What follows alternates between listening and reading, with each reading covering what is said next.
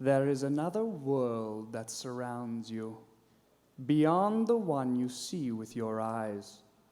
It is the spirit world, home of angels, demons, and ghosts. Although it is not apparent to your naked eye, the spirit world is the bridge between earth and heaven, heaven and hell. You walk through its dangers and delights every day without ever realizing. Come, and we will open your eyes.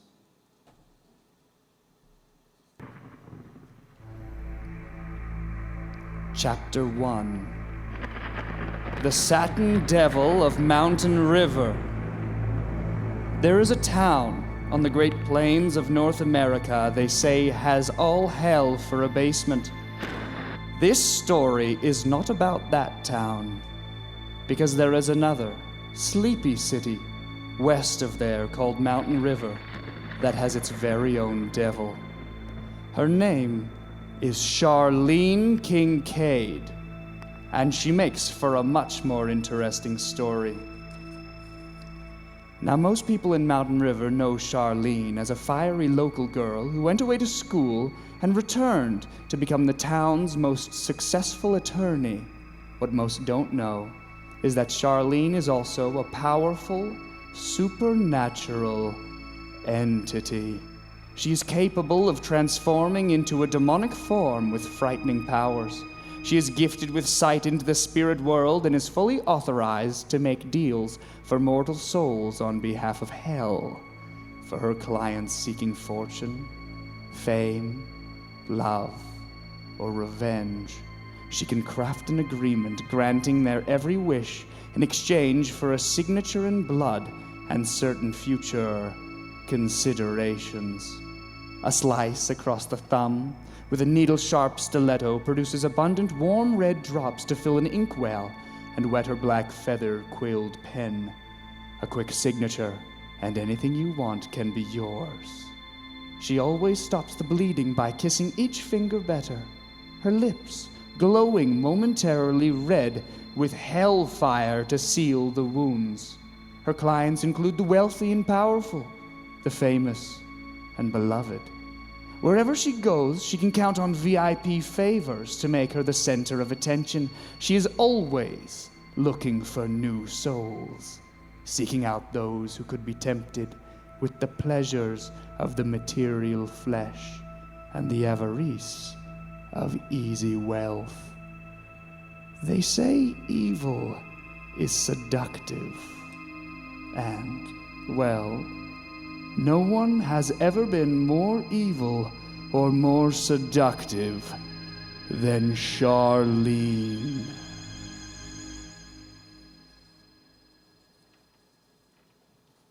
One, two, three, four.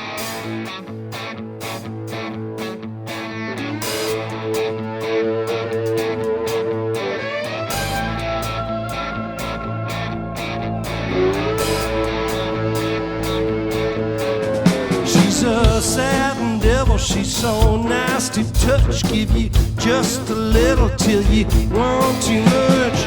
Heaven, it can't help you, quit crying to the Lord above.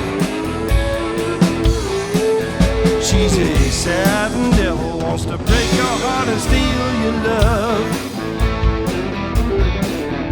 It's so hard to see her when she gets too close. All your good intentions all go up in smoke. She'll grab you by the heart, drag you straight to hell because she's a satin devil, wants to break your heart and steal your love. You might have prayed some back in Sunday school. That satin devil plays you for a fool. She's got your heart, brother, she wants your soul. She might just kiss you and you'll lose all control. Sometimes the devil wears a thin disguise, lipstick and shadow all around her eyes. You know you've got to please her, it's the only thing you're thinking of. But she's a satin devil, wants to break your heart and steal your love.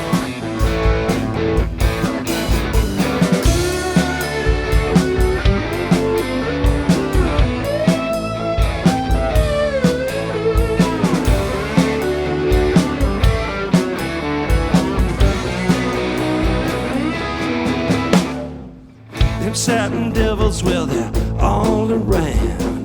They'll mess you up before they take you down. And grab you by the heart, drag you straight to hell, because they're all satin devils, wanna break your heart and steal your love. Just a satin devil wants to break your heart and steal your love. They're all satin devils wanna break your heart and steal your love.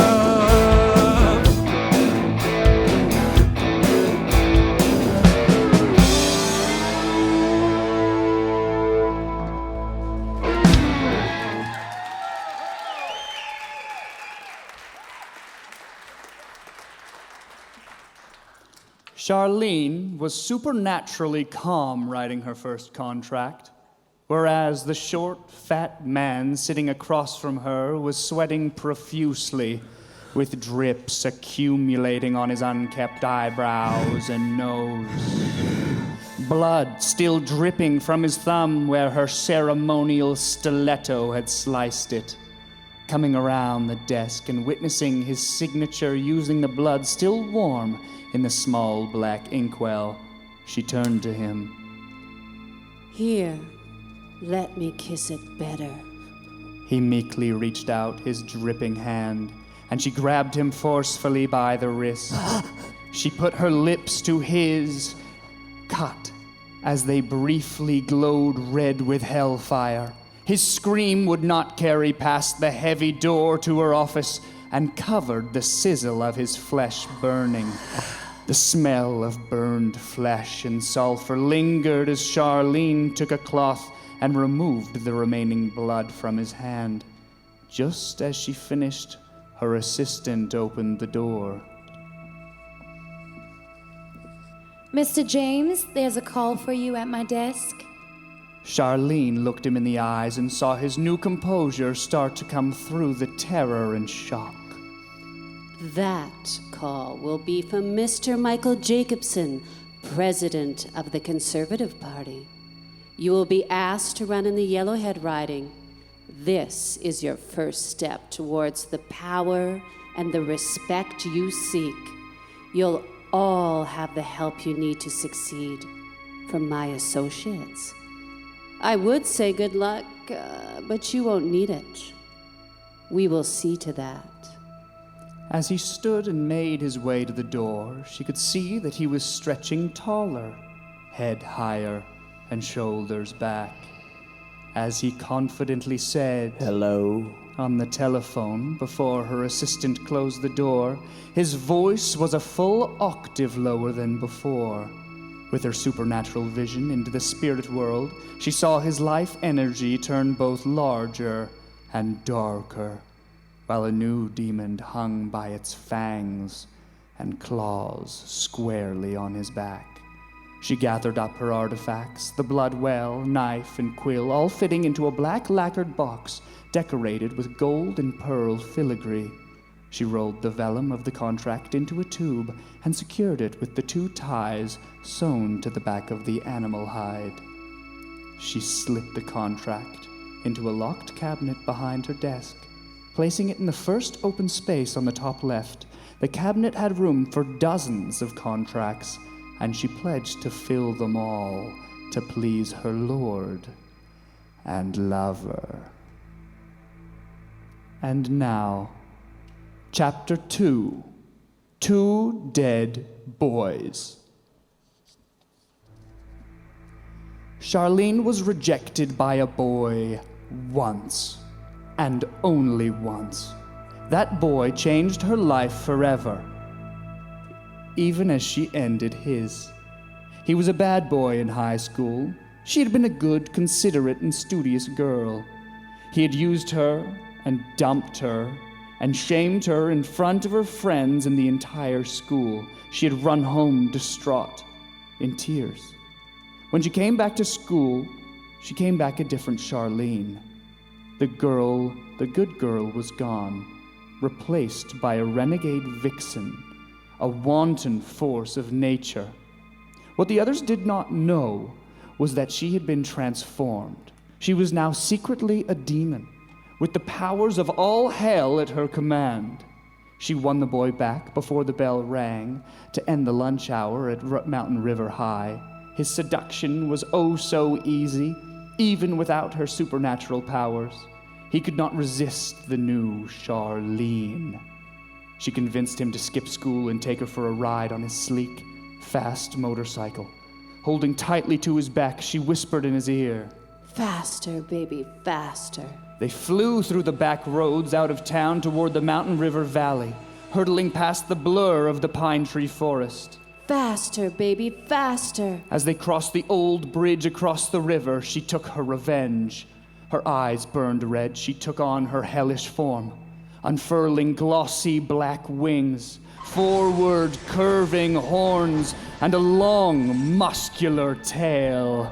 As she flew into the air, her tail struck the back of the machine, delivering an incredible force and sending the boy and the bike over the guardrail and into the trees far below.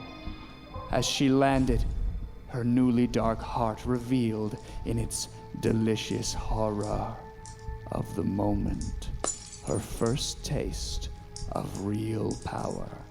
Her tail writhed as her wings curled behind her, but a small part of her old heart cried silently for the boy lying dead below, crumpled beside his burning motorcycle. She wondered if she would ever feel that way about anyone else again. As she reverted to human form, she started planning what she would wear to the funeral. She thought she might say a few words about how the boy had sacrificed himself to save her. She practiced a sad face for a moment, then chuckled softly to herself. The hell fire in her eyes matched the flames from the wreckage below.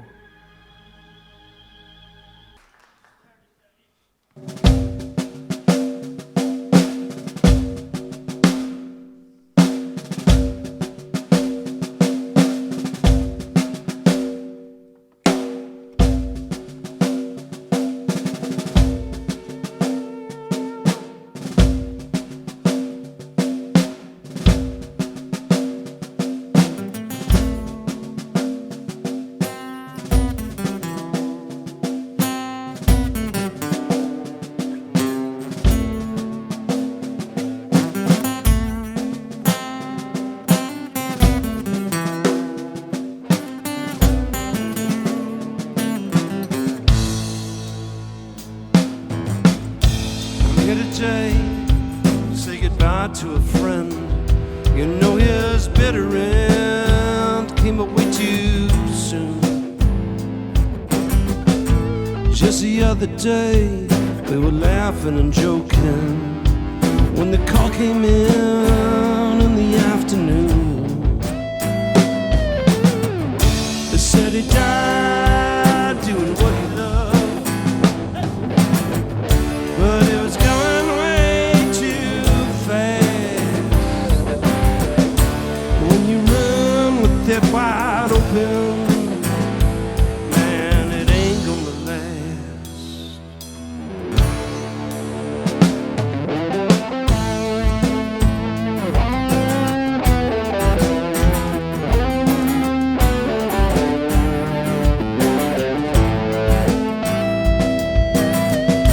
When you're a kid, man, you can live for a thrill, but it's a bitter pill when that's gotta end. I guess that was something that he just couldn't swallow, 'cause now there's no tomorrow for my old friend. They said he died doing what he loved, but it was going way too fast. When you run with that wide open, man, it ain't gonna last.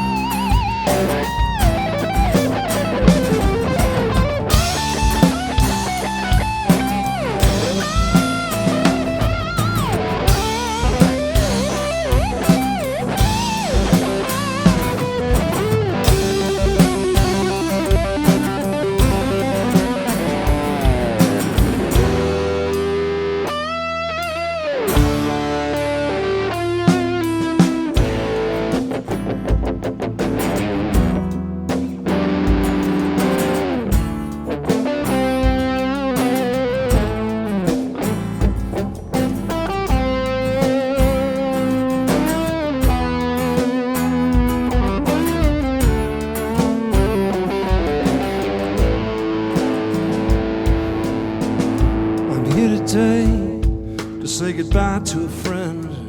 You know his bitter end came away too soon. On any given day, man, it can all go away. It can all be gone in an afternoon. They said he died doing what he loved, but he was gone way too fast. But when you run with it wide open, man, it ain't gonna last.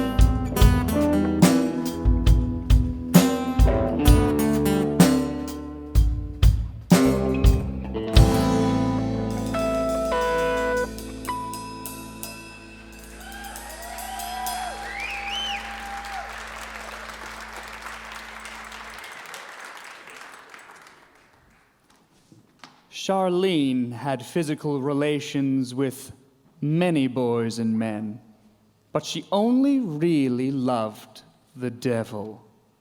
When she slept, he would lovingly possess her. She would enjoy with him in the realm that was his universe. The first time he came for her, he met her in his human form, on the terrace of his beautiful villa overlooking chiseled mountains and a blue-green glacial lake. The soft, chill air heightened the sensation of his touch, raising her senses until she found herself awake and alone in her own bed, spent and sweating.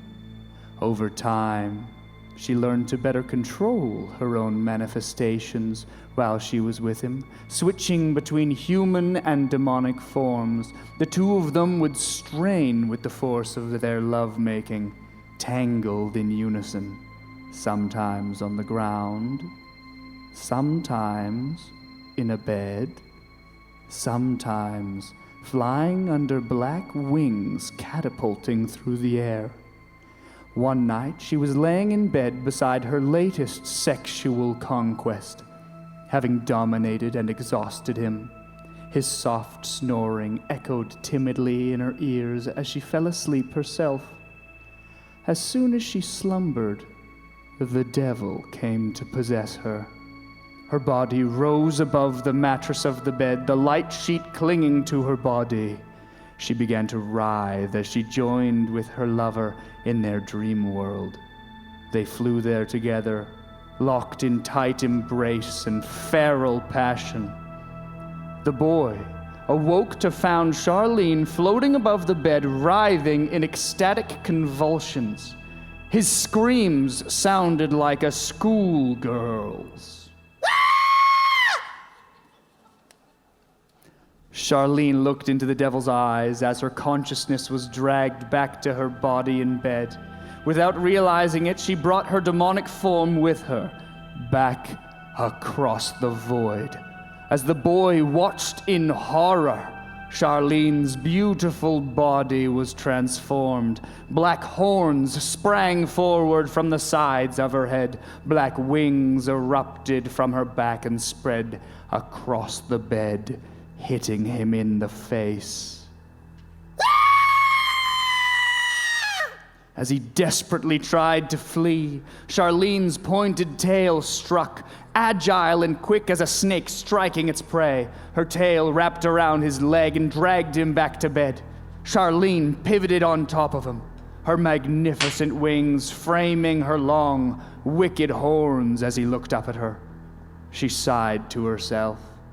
The boy had been fun, clever, and had an athlete's stamina.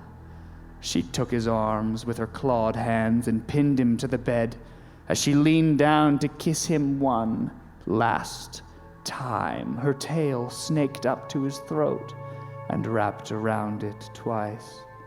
She looked into his vacating eyes until he stopped struggling. With a casual strength, the coils of her tail moved apart and separated the boy's vertebrae. She fell back off him as she transformed back to her naked, sweating human form.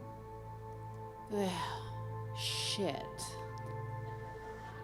Wrapping herself in a robe and grabbing her car key, she went to her garage. Opening the main overhead door, she backed her Mercedes out onto her driveway, parked and walked back into her garage, closing the big door behind her again. She struggled to lift the big dead boy at first, and so took off her robe and returned to her demonic form. She moved sideways with him, out the door to the garage, catching her wings in the doorway several times while cursing in an ancient demonic tongue. Once in the garage, she dropped to one knee, holding the boy just above the floor and wrapping them both in her black wings. She briefly summoned a flurry of hellfire. The body of the boy fell to the floor as soft, gray ash, spreading gently in a small cloud as it rebounded. Standing up and brushing the ash off her body and shaking her wings, she returned to her human form and went to get a broom. And now, Chapter 3, Germany versus the USA.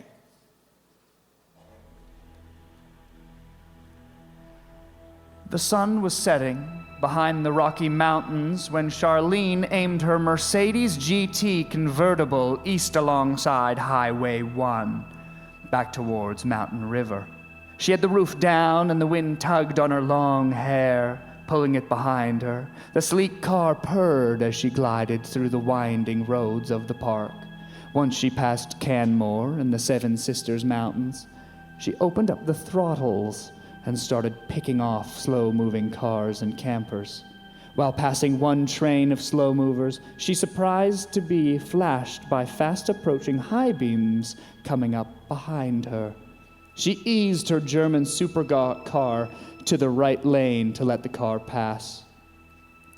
A low rumble came from a purple Dodge Challenger as it caught up to her. The driver slowed down to check out her and her car, lowering his sunglasses as he slowly passed. Returning his gaze for a moment, she paddle shifted down 2 gears and unleashed the full power of her twin turbocharged V8 engine. Swerving into the left lane ahead of her rival, she paused only to make sure he was following and began to systematically carve through traffic. The Challenger was on her like a bumper sticker as they flew past the other vehicles. The powerful cars gained ground like cheetahs hunting. The sounds of their exhausts cackled and strained off the nearby mountains. Once clear of the mountains, traffic opened up. Side by side, they raced past 160, 170, 180 kilometers an hour. The red and blue lights they saw on the horizon were accompanied by a low pass by an RCMP aircraft waggling its tail. They slowed to a stop side by side as they came to the police roadblock. They took him from the Charger first. 2 officers with hands on their guns removed him from the car, cuffed him, frisked him, and led him towards a cruiser. As he was being arrested, the other police cruiser backed up to allow the Mercedes to leave. The black-haired beauty blew him a kiss as she sped away. Neither knew at the time that they would change each other's lives forever. and afterlives as well. Charlene saw him next, unexpectedly, at Lucky's salon in Mountain River. She heard his car first, as the low lope of the Challenger's motor announced itself through the thin brick walls of the old bar. Charlene watched from her roped-off private table as Luke came through the door and sat down in front of Lucky, the bartender. The first glass of malt whiskey disappeared nearly as quick as it was poured. Another double. On the rocks this time, please. You can use the same glass. Hey, man. Don't mind me asking? How did you lose a leg and an eye? IED, Afghanistan. What a drag, man. I was there with JTF2, but I never got tagged. I know I'm lucky. No, man. I'm Lucky. That's my name, Lucky LaRue. Hey, don't wear it out. Well, I'm pleased to meet you, Lucky.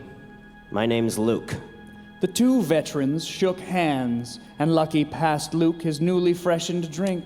Lucky motioned out the front window towards Luke's Challenger with the towel and glass in his hands. That's quite the beast you've got there. The Hellcat? Yeah. She goes good. You always been a Mopar guy? Yeah. Started with a 70 Challenger convertible. 440, 4-speed, white interior, white top. I wish I still had that car. Sounds sweet. What happened to it? Well, man, I had to leave it in Texas. It was all because of a girl. That sounds like a story for the ages. Lucky put down the glass he had been polishing and free-poured some more whiskey for the two of them. Oh, man. Gets better every time I tell it.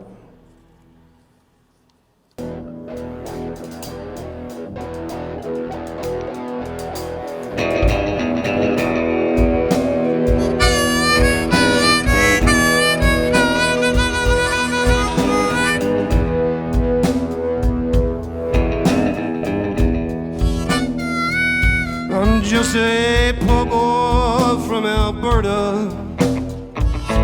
I never knew love so kind.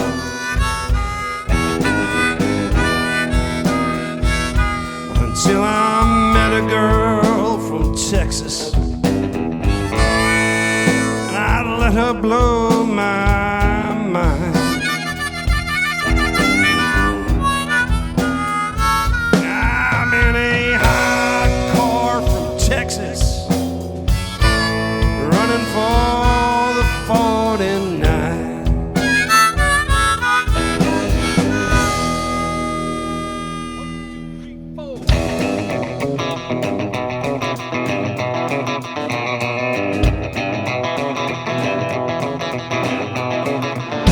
Had a breakdown in Houston when I didn't have a dime.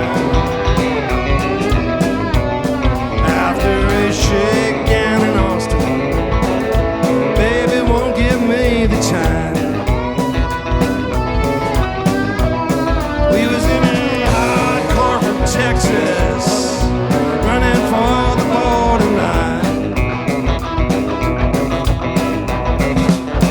Good Lord, get me through Wyoming. Let me leave Great Falls behind. Let me back across the border, past that sweet grass medicine line. I'm in a hot car from Texas, trying not to lose my mind. It ain't working. I'm in a hot car from Texas, running for that borderline. A headache I look just like this. This one isn't mine. Switch the plates, ditch the girl across them 5-state lines. In that hot car from Texas, running for the borderline. Oh, get me through Wyoming, where I currently am. Let me leave Great Falls behind. Great Falls.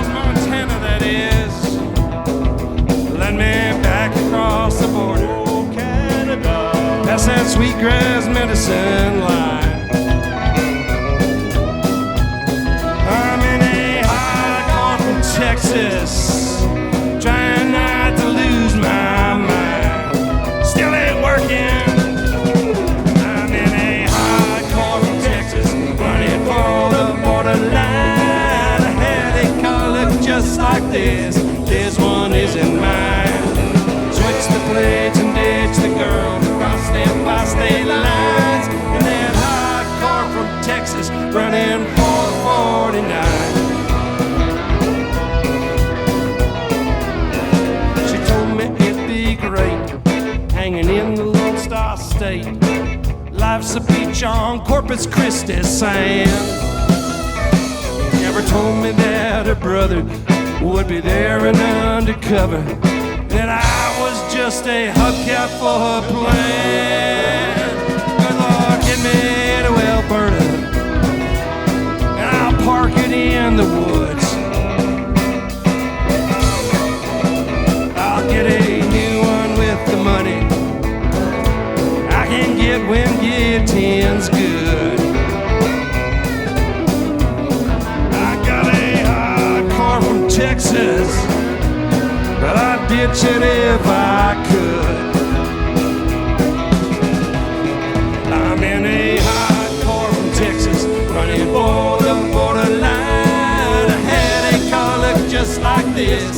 This one isn't mine. Switch the plates and ditch the girl to cross them bi-state lines.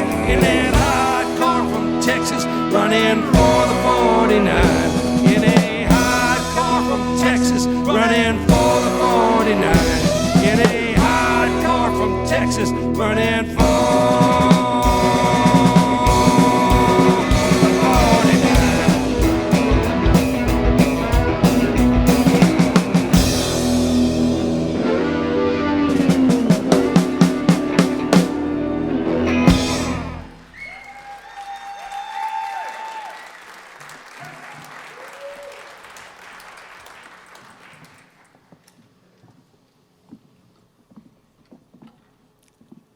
Chapter 4, Dislodged Demons.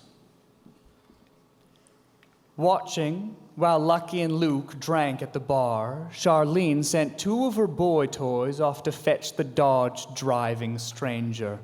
The two boys had been waiting patiently for a lull in the conversation until one of them tapped Luke on the shoulder.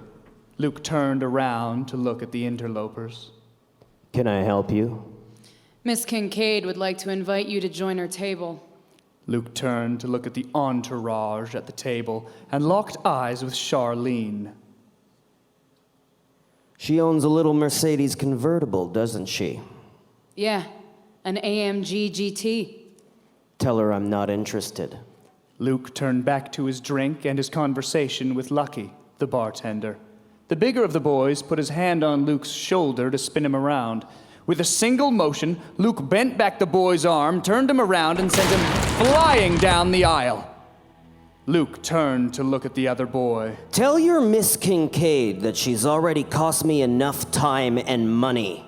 Seeing the commotion, Charlene got up and went to the bar. As she approached, she noticed something odd in the spirit world about the many demons milling around the stranger. There were several that were trying to attach themselves, but none of them could get close to him. Not even one demon larger and more ferocious than any she had ever seen. Is there a problem? No problem. I would like to know, though, how you were able to skate through traffic violation bingo. That cost me a lot of money, lady. I'm still trying to get over that.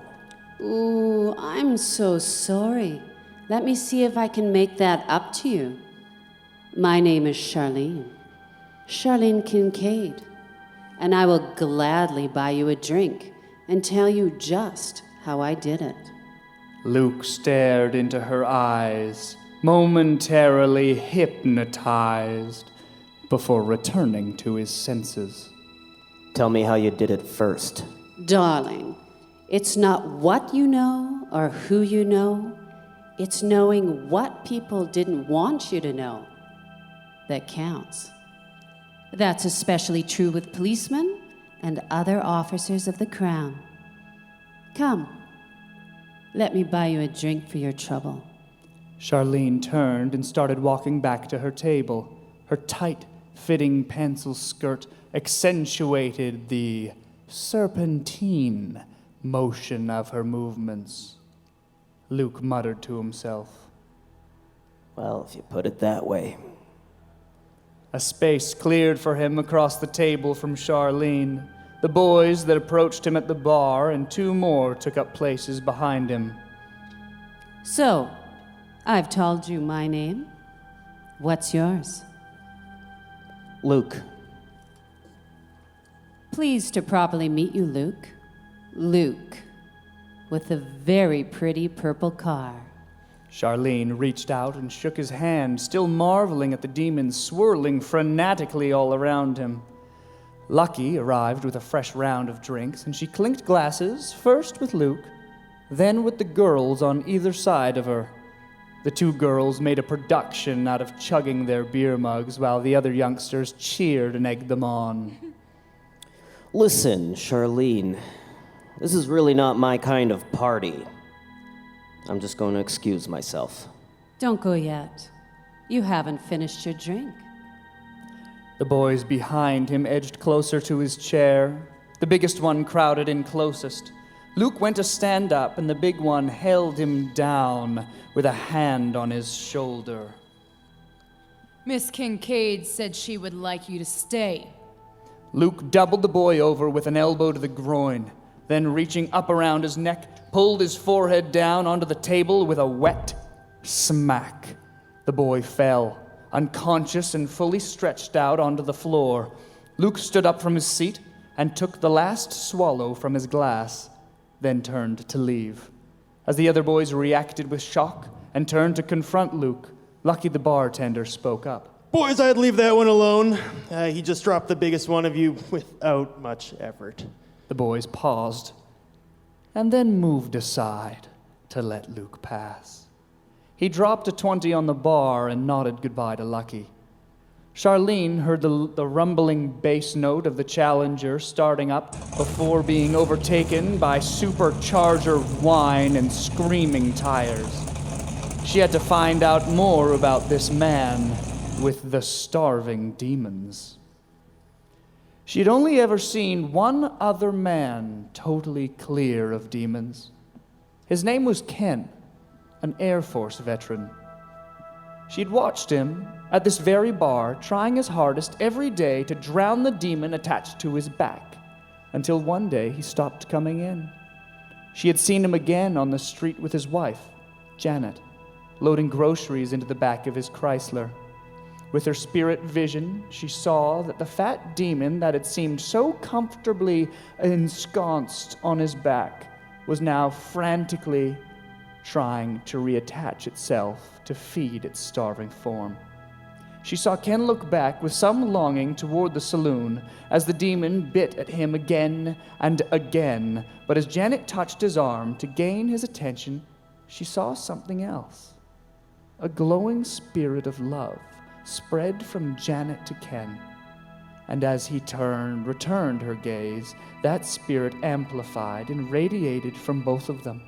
The demon was flung away and had to gather itself before it set back to its futile attack. Charlene briefly caught Ken's eye and nodded to him. Even with her cold, dark heart, Charlene still sometimes cheered for the good ones. There were so few of them, after all.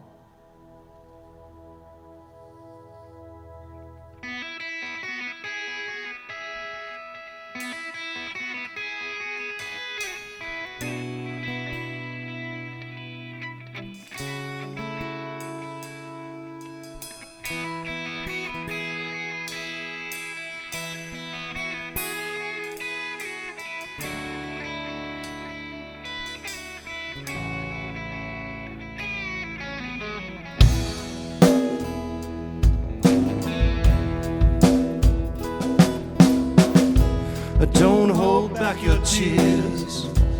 Don't hold back your tears from me. I deserve them. I know you've got your fears, and some are custom made. The good Lord knows that I have earned them. And I'm here to say, Mama, I'm here to stay, Mama. If you're lost, I'll find you. I'll be beside you. We've come a long ways. We've seen some tough days, but there ain't no stopping love now.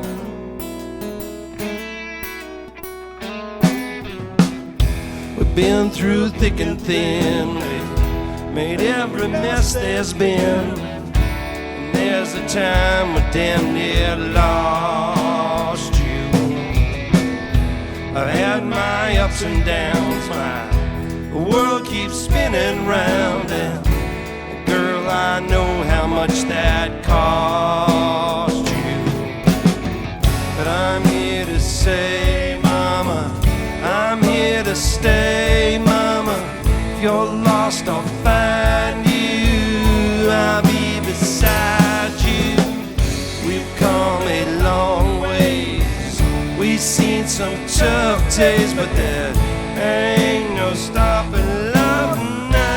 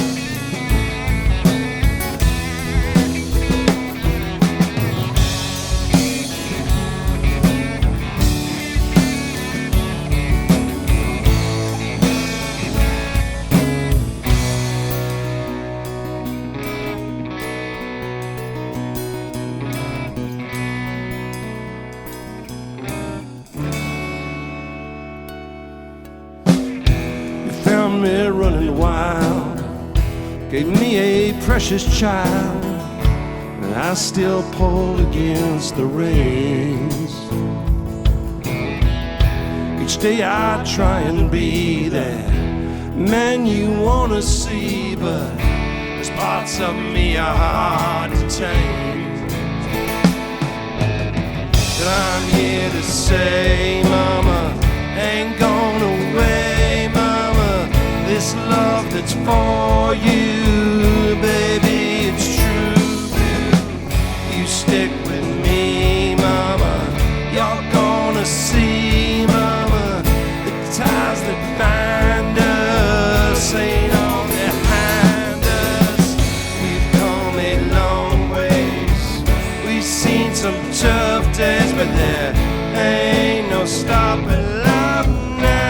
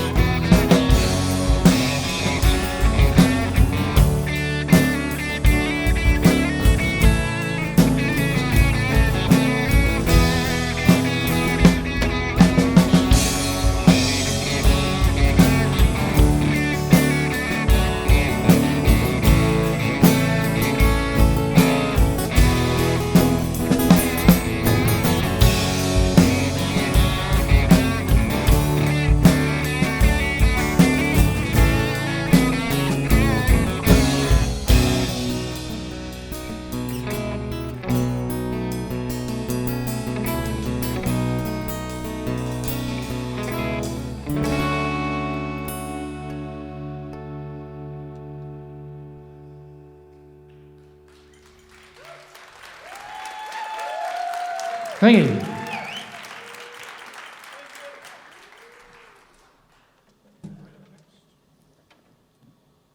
And onwards to Chapter 5, Hellcat Smoke. Charlene perched, legs crossed, on her desk, one gleaming, one high-heeled shoe resting on the chair between the legs of the boy in front of her, the other bouncing to its own rhythm.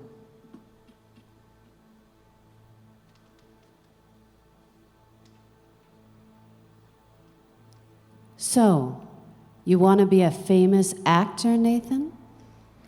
The boy shifted in his chair, moving his bits as far as he could from the pointed patent leather. Yes. Yes, I do. I mean, seems like a great thing. Money, fame, girls. Charlene moved her foot forward, putting subtle pressure on what had been last night's plaything. And what would you give to get that? Well, anything, I guess. A gloom seemed to dim the lights in the office momentarily. Charlene got down from the desk and came around to sit in her own tall chair. She opened a drawer and produced her black and gold lacquered case and a fresh vellum contract. She unwrapped the ties, holding it in a tube shape, and pressed it flat on the desk in front of her. You can have everything you want through this contract. Nathan leaned over the document, squinted his eyes, and read it. As he examined it, the cryptic alphabet transformed itself into English. At the top of the document was written, "Sales Agreement." What is this? What do you think it is? A brief flash of red fire appeared in Charlene's pupils as she held his gaze. You will achieve everything that you have dreamed about and more. But for everything, there is a price. You have to enter this agreement willingly, knowing the price. Nathan looked back down at the contract and seemed to steel himself. What do I have to do? Give me your hand.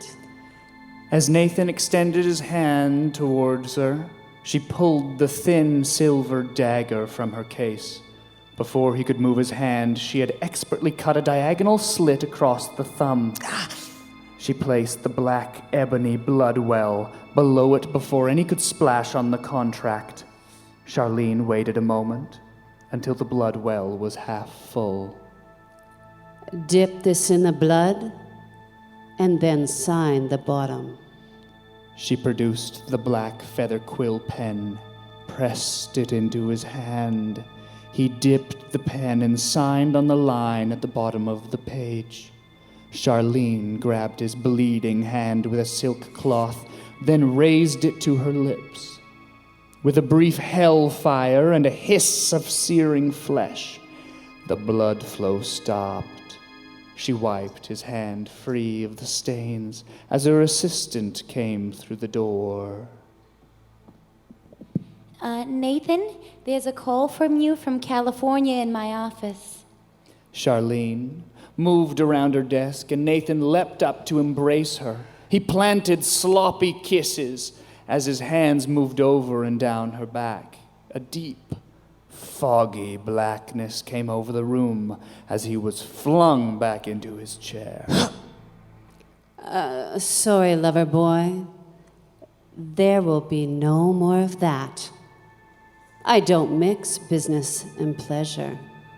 The soon-to-be famous actor, eyes wide, picked himself up from the chair and went to take the phone call, taking him to Hollywood. A week after their first encounter, Charlene and her entourage were walking up to Lucky's just as Luke was coming out. She mentioned her troupe to go in without her. As Luke got into the driver's side of his Challenger, Charlene followed behind him. As he closed the door, she tapped on the glass. Luke rolled down the window. As she bent from the waist, resting her crossed arms on the window frame. I'm sorry my boys ruined your evening the other night. I'd like to make it up to you, but you don't seem to like my company. Look, lady, I'm not looking for company. Anybody's company. You're not the first woman to cost me a lot of money and get me into fights. How's the boy, by the way? Ah, You'll notice I left him his teeth. yeah, well, he'll be okay. Good-sized goose egg. It's not the last concussion he'll ever have, I'm sure.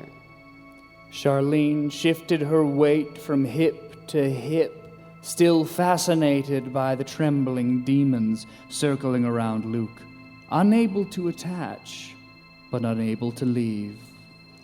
You're not still mad at me about that speeding ticket, are you? I mean, look at this car. Charlene stretched back to look at the machine up and down. She arched her back and dipped her shoulders as she did so. Dodge Challenger Hellcat. Supercharged. 6.4 liter. 707 stock horsepower. You don't have a car like this if you don't want to play. Charlene leaned back in the window, her face coming close to his.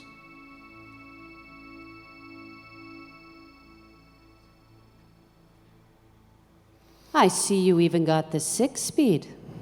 Well, that's just one more thing we have in common. Luke was momentarily taken aback by her closeness and her perfume. What do we have in common? We both like to drive stick. Averting her eyes from his, she quickly looked over the rest of his tight, coiled body. So, can we be friends? I guess we could. Maybe. Someday. Today's the day, my friend. Take me for a ride in your pretty car. I promise I won't get you into too much trouble. Without waiting for an answer, she walked around to the passenger side of the car, dragging her fingers across the hood as she catwalked around the car. As she sat in the passenger seat, she pivoted her long legs into the footwell and fastened her seatbelt. Let's go, friend. Luke hit the starter button on the dash and slowly reversed the thundering Challenger out of its parking space. Straight on the road, he looked over at Charlene and dropped the clutch. Billowing smoke poured off the back tires before they gained enough traction to paint their way down the streets and into something new for both of them.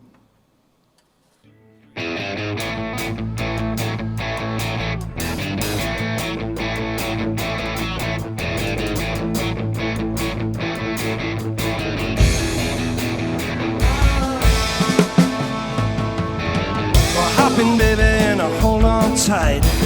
I'm gonna take you on a hell of a ride. I feel the need for speed, gonna go for broke. Let's get gone in a Hellcat smoke. Well, ease on back and fix your hair. The other girls are gonna stop and stare. We got some rumble, baby, we got some pork. Let's get gone in a Hellcat smoke. Six on the floor, she's a screaming demon from door to door. This car's a legend, baby, it ain't no joke. Let's get gone in a Hellcat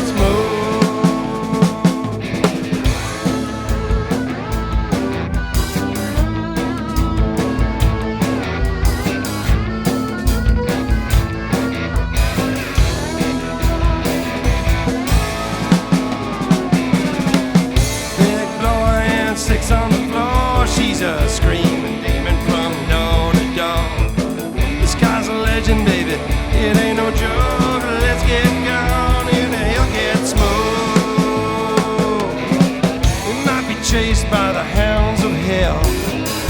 they might balk, but it's just as well. They can run till their legs are broke. Let's get gone in a Hellcat smoke.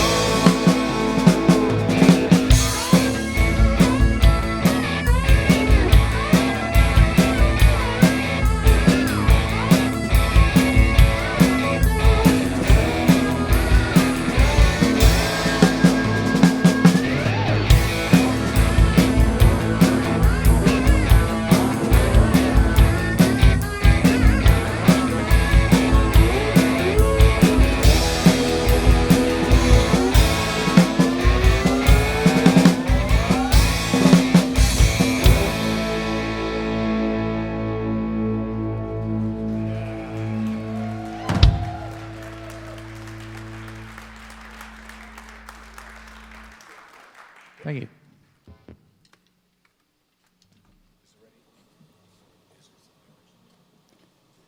Chapter 6. Introducing the Devil.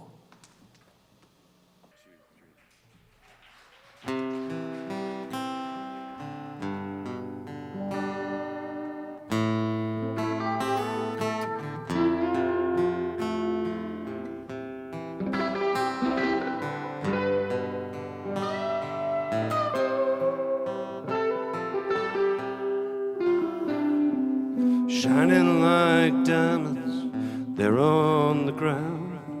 A vase made of crystal come tumbling down. It's the broken heart of a beautiful girl.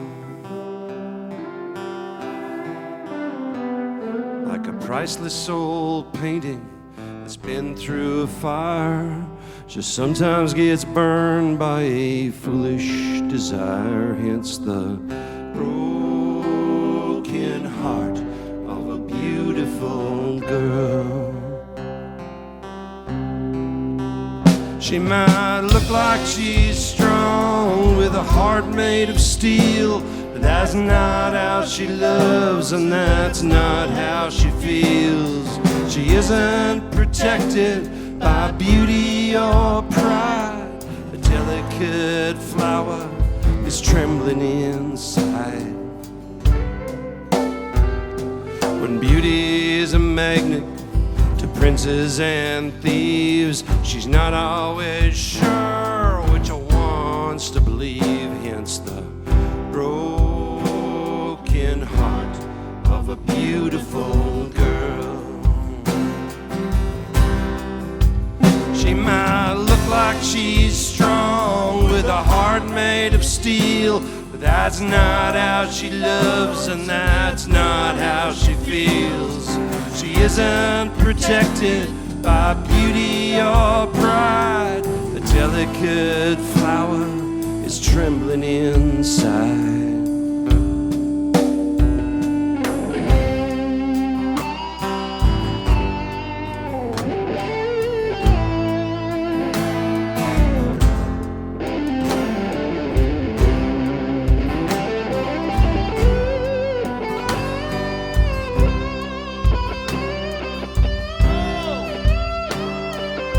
Like she's strong with a heart made of steel, but that's not how she loves and that's not how she feels.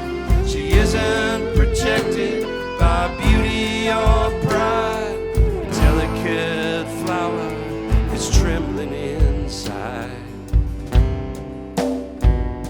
She isn't a prize to be won at the fair.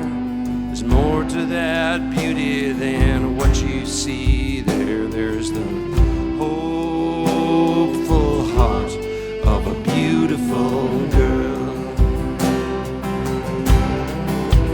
She might look like she's strong with a heart made of steel, but that's not how she loves and that's not how she feels. She isn't protected by beauty or pride. A delicate flower is trembling inside. Shining like diamonds, they're on the ground. A A vase made of crystal come tumbling down. It's the broken heart of a beautiful girl.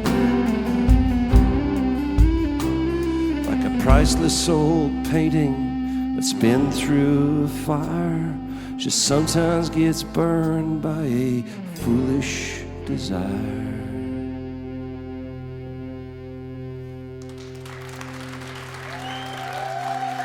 A young Charlene threw her book bag down as she staggered into her empty home.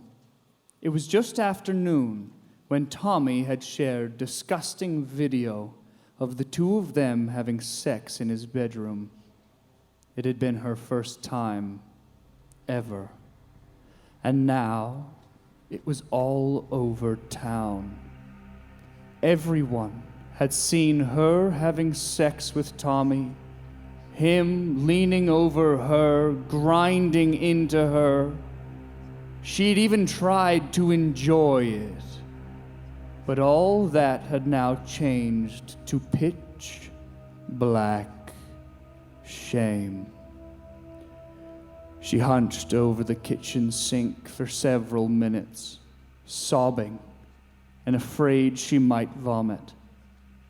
While she stood there shuddering in grief and humiliation, she hatched a plan. Wiping the wet from her face, she went directly to her mother's cabinet and took her bottle of sleeping pills. Shedding her clothes as she walked, she went to her bathroom and poured water for a bath. Filling a glass of water from the sink, she swallowed the bottle of pills, a small handful at a time. Naked and shaking, she settled into the tub and let it fill to the brim. As she settled her head back, she could feel the pills starting to affect her. She sobbed again, hard at first, then softening until they stopped and her head slipped under the water.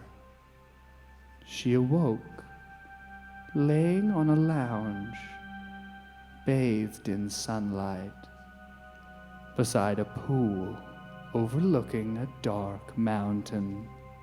A woman with an apron quickly toweled off her face, then gave her an iced drink and encouraged her to drink it. As she did, she felt vibrancy and calm take over her body. As the attendant moved away, a beautiful, princely man came to the foot of her lounge chair. You are a very rare thing for us to find down here, my dear. What do you mean rare? You have a beautiful soul, an almost unblemished heart. If it hadn't been for that boy, you would most certainly be in a better place than this. What is this place? This is hell, my dear, and I'm the one you call the devil. Charlene looked around incredulously. But this seems too nice to be hell. Well, I keep certain areas reserved for entertaining honored guests. The rest is quite nasty. Believe me. A dark fog momentarily descended over the whole of the valley. Charlene could swear she saw moving outlines of massive wings and a tail appear in the dimmed light. You, my dear, are an honored guest, and I am here to make you a very special offer. I am in need of another envoy in Earth. You can return home to your rapidly cooling bathtub and carry on the rest of your life. Never. I never want to go back to that place. I died to get away from it, remember? Oh, I remember, Charlene. I was watching. I saw you and your clearly broken heart, and I watched you lock yourself out of the gates of heaven. So now you're here with me, and I'm giving you one chance to stay out of an eternally burning pit of fire. With that, the world around her changed, and she found herself falling through a flaming maelstrom. Fire and debris and charred bones hitting her from all directions.